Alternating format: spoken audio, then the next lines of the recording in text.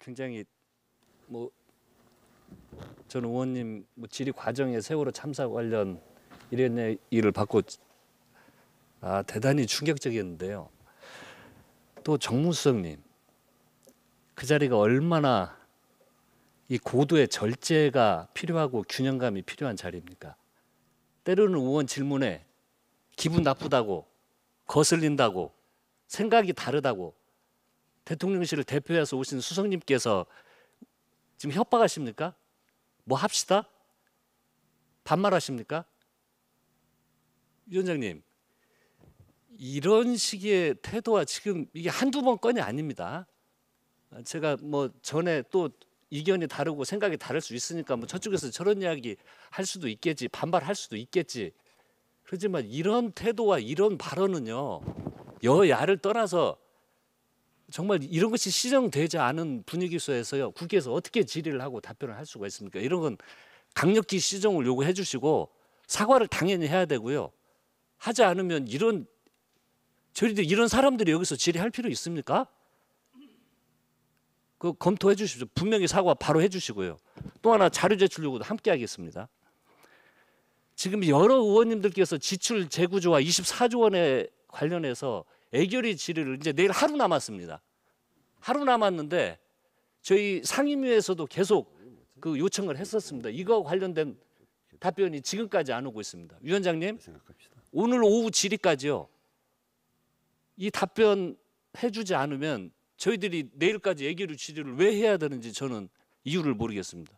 또 하나 자료 더 요구하겠습니다. 대통령실 이전 관련 가지고 지금 논쟁이 있습니다. 대통령실은 496억 원 플러스 20억 9천만 원이라고만 주장을 하고 있습니다. 그러면 좋습니다. 뭔 직접 비용, 간접 비용 다 이야기하시는데 이것도 오늘 오후 질의 끝날 때까지 그럼 정부에서 주장하는 대로 간접 비용도 좋습니다. 대통령실이 용산으로 이전하면서 국방부에서 이전한 비용 그걸 정부에서는 간접 비용이라고 표현을 했으니까 이런 거 포함 각 대통령실이 이전하면서 생긴 간접 비용을 전체 오후 질의 때까지 제출해 주시기 바랍니다. 그리고 지금 정무수석은 당장 사과하십시오. 네, 정일영 의원님. 네, 정일영 의원입니다. 좀 전에 우리 존경하는 한병도 의원님도 말씀하시겠는데 제 귀가 의심스러울 정도의 발언을 들었습니다. 그 대통령실의 정무수석이란 분이 그 내내 답변하는 과정에서도 모르겠다는 답변이 너무 많았고요. 그리고 합시다라는 표현은 국민의 대표인 국회의원이 국민을 대표해서 질문을 하는데 그 순간 좀 본인의 의견하고 다를 수도 있고 못마땅할 수도 있겠죠. 그렇지만 국회의원 상대로 합시다? 이건 같이 뭐 맘먹고 싸우자는 얘기밖에 안 되지 않습니까? 그렇게 오만한 모습으로 지난번에도 웃기고 있네 이런 논란을 일으켰고 대통령실이 겸손하게 국민들께 보고하고 사과하는 모습을 보여야지 국민의 대표인 국회의원한테도 그런 식으로 답변하면 국민들을 얼마나 우습게 보는 대통령실입니까? 저는 대단히 잘못된 표현이고 반드시 이건 위원장님이 사과와 또 법적인 조치를 해주셨으면 좋겠고요.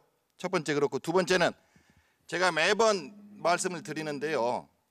대통령실에서 나오는 분이 질문에 답할 수 있는 분이 나오셔야 될 거 아닙니까? 항상 뭐 적당히 이렇게 뭐 무슨 순서장하듯이 나오셔가지고 파악이 안 됐다, 모르겠다 이렇게 하시면은 이 얘기를 위해서 질의답변이 되겠습니까? 대통령실에서 누군가 좀 다 파악해서 나오든지 책임 있는 분이 나오시든지 해서 얘기를 위해서 질의답변이 이루어질 수 있게 해야지 의원들이 질의하면은 모르겠다, 나 그때 국회 와 있었다, 못 들었다, 협의 없었다. 그럼 이게 이 얘기를 운영이 되겠습니까? 국회를 경시하는 태도라고 저는 생각하기 때문에 위원장님께서 필요한 조치를 해주시기 바랍니다. 이상입니다. 네, 우선 한병도 의원의 자료 제출 요구에 대해서 네, 말씀하시죠. 네, 늘 국회의 이 진행 상황을 보면은 지난 정부 때도 우리 강기정 당시 정무수석 또 추미애 법무부 장관 같은 경우에 맞대 놓고 소설 쓰고 있네라는 등 또 그다음 그 똑바로 하세요 하고 도리어 이 책임을 추궁한 듯이 국회의원을 윽박지르고 또 조롱하고 하는 일도 있었습니다. 잘못된 겁니다. 오늘 우리 정무수석이 답변을 하면서 그 합시다라고 하는 이런 어찌 보면은 듣는 분들의 입장에서 좀 불편하게 들렸을 수 있겠지만 이것이 비속어도 아니고 또 이 막말도 아닙니다. 이 사전을 지금 찾아보니까 말이죠. 이게 아마 부산 지역에 잠깐만 기다려 보십시오. 기다려 보세요 좀. 아니 의원이 의사진행 발언하는데 이런 행태를 보이니까 말이 나오는 거예요. 고영현 의원님, 나중에 하세요. 나중에. 고영현 의원님, 나는 이야기를 듣지도 않고 끝까지 듣지도 않고 윽박 지르고 말이지 숫자로. 예, 이야기를 들읍시다. 예. 민주주의 절차에 부합합니까? 잘못을 지적하고 네, 말씀하세요. 네. 아마 이 부산 지역의 분들이 사용하는 이 말투가 합시다라는 말이 상대를 갖다가 윽박 지르거나 강요하고 하는 말이 아니라 그냥 통상 쓰는 말이 아마 무의식 중에 튀어나온 것 같은데 이것에 대해서 이것이 정무수석께서 국회의원을 이렇게 비하하고 또 강요하기 위해서 하신 말인지 아니면은 부산 지역에서 사용하는 합시다의 의미가 수도권에서 사용하는 의미와 다른 것인지 한번 말씀을 들어보시고요.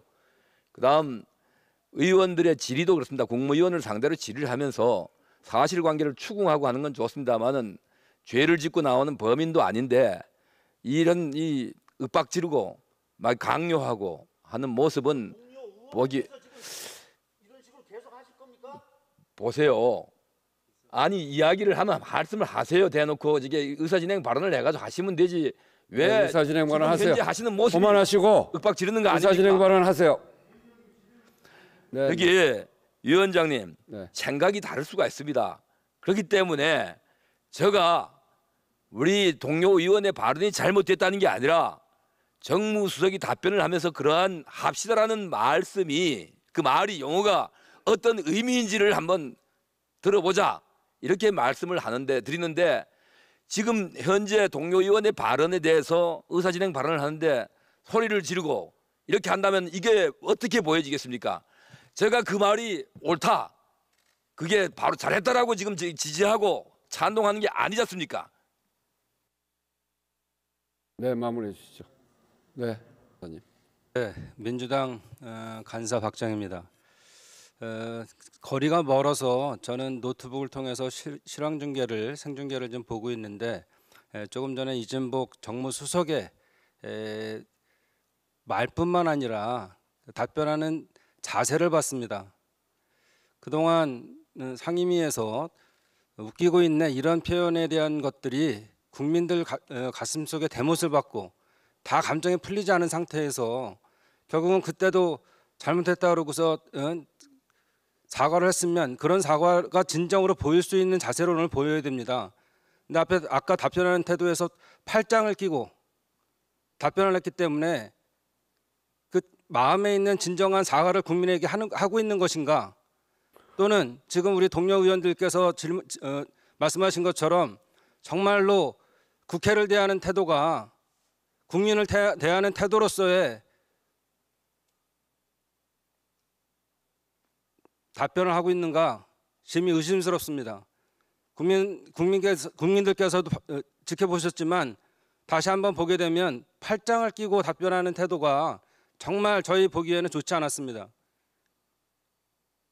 그런 마음 자세로부터 답변을 하기 때문에 합시다. 이게 지역의 사투리든 뭐든 그런 지역만의 특성이 있는지 모르겠지만 그거는 분명히 그런 경시하는 태도로부터 나왔다고 생각합니다. 분명 합당한 조치가 있어야 된다고 생각합니다. 네.